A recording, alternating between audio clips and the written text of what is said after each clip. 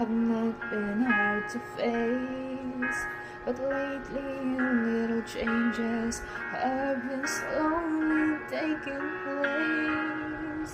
You're always finding something is wrong in what I do, but you can't rearrange my life because it pleases you.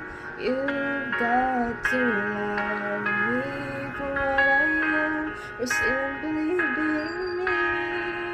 Don't love me for what you intend, or that I will be. And if you're only using me to feed your fantasy, you're really not in love, so let me go. I must be free.